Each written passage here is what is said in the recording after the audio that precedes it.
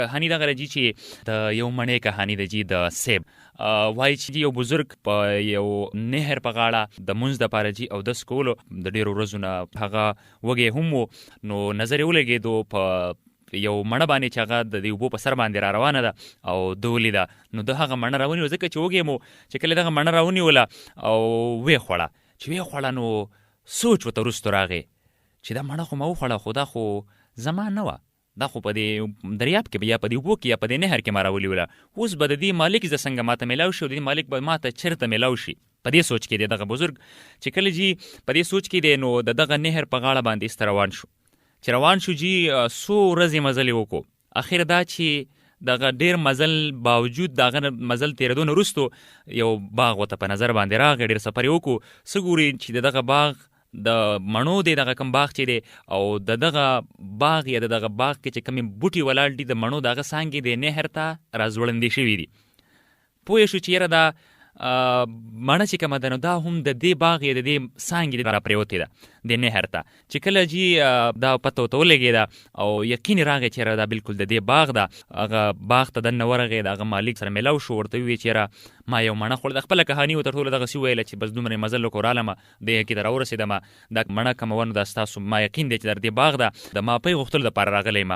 یا چې څومره پیسې د دې کېږي زه هغه پیسې درکول غواړم چې مالک دا خبره واورېده نو مالک پوهه شو او چې دا خو ډېر پاک انسان دی خبره ورته مالک له طرف نه وشوه چې ما بالکل ماپي به درته میلاو شوي خو دغه ماپۍ دپاره به تاسو څه کوئ ډېره په اسانۍ به درته میلاو شي بزرګ ورته وویل چې حضرت څنګه به راته دغه میلاو شي ډېره په اسانۍ سره د دغه باغ مالک ورته وایي چې 12 کاله به دا باغ ګوټ کې او د دې نه علاوه یو شرط بل هم دی دغه 2 شرطونه دي دغه بزرګ ورته وی چې ټیک ده غلطي رانه شوې ده چې ماپي راته میلاویږي 12 کاله به زه جي دغه باغ ګوټ کمه دغه باغ کې دغه ځوان لګیا دی دغه بزرګ لګیا دی په دې کې جي وخت تېرېدو وخت تېر شو یو میلمه راغی چې میلمه راغی نو دغه کس ته وویل چې یاره دغه بزرګ ته چې میلمانه راغلي دي او دې لپاره څه مڼې راوشو کوئ تاسو راوړئ ورته چې کله مڼې راوړلې دغه ځوان نو هغه چې وکتلې هغه شین کلر کې وي مطلب داسې وي چې پخې نه وي ورته وویل چې ستاسو 12 کاله به دې باغ کې وشو او تاسو دا مڼه پکې داسې مونه پېژنده چې پخه کمئ او کچه کمئ او رسېدلې کمئ دغه ځوان دغه بزرګ ورته وایي چې دا 12 کاله چې ما کم تیر کړه نو ما لا د مڼو ته خیال نه دی کړی چې دا لا څنګه دي ما ورته کتلي هم نه دي خجی 12 کاله پوره شو نو بیا دغه ځوان دغه باغ مالک چې کم دی هغه ورته ویل چې یو شرط خو دې پوره شو خو یو شرط بل دی هغه دا دی چې زما یو لور ده چې په سترګو باندې ړنده ده په غوږونو باندې کڼه ده خبرې هم نشي کولی یعنی چاړی ده او ګرځېدی هم نشي د هغې سره ستاسو نکاح کول غواړم دا اخري شرط دی دویم شرط دی بزرګ جواب ورکړو چې ټیک ده چې دغه زما قبوله ده خو چې ما ته ماپي میلاو شي د مڼې ګورئ جناب څومره سبق دی د کهانۍ کې چې کله جي دغه خبره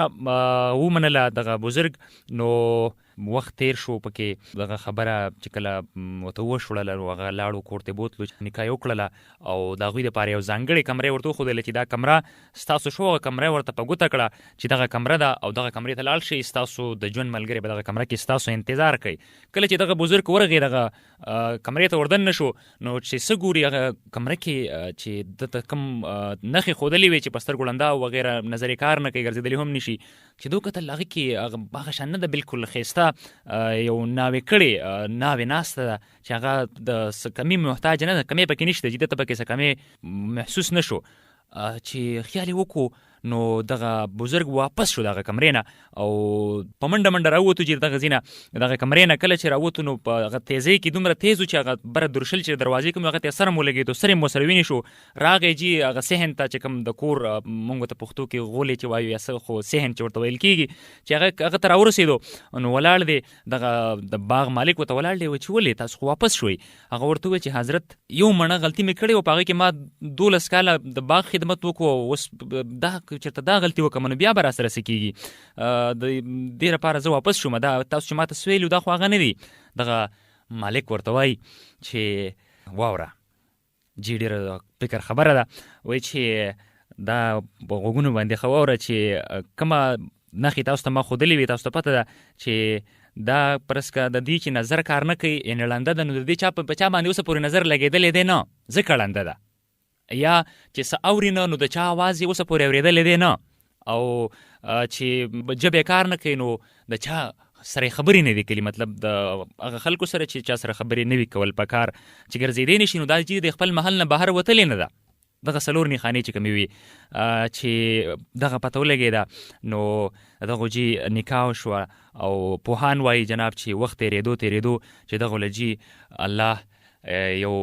زوی ورکو چې دغه زوی نومو شیخ عبدالقادر جیلانی. جناب کله مور او پلار پاک دامن وي نو بچی به پاک دامن وي. کله چې مور یعنی یو نوړی لقمه پاکوي هغه ته بچی هر سیز پاک ښکاري. آیا مونږ چېرته خپلو ماشومانو ته جي دا خبرې ښایو؟ مونږ چېرته خپلو ماشومانو ته وویل چې بچیا د حرامو څومره خیال ساتي، د کور نه چې بهر وځي نو کم شیان خوري، که څه دې خوړلي دي د چا باغ نه دې مالټه خوړلې ده مالټې بي دې نه دي دا چېرته وه؟ مونږ تپوس کړی دی؟ مونږ اړو تپوس نه کوو. مونږ چا ته ویلي دي چې د بچو په ذهن کې چېرته مونږ دا خبرې کړي اوسه پورې چې بچیا ګورې د حرام سیز نه ځان ساته، هغې اجازت نه وي چېرته ګورې شیان ونه خوري. مونږ دا خبرې کړي دي، دې ته جي توجه راګرځولو نن. نو ستاسو توجه به راګرځېدلې وي که څه غلطي رانه شوي د کهانۍ کې زما خبرو کې، هغې لپاره جي ډېر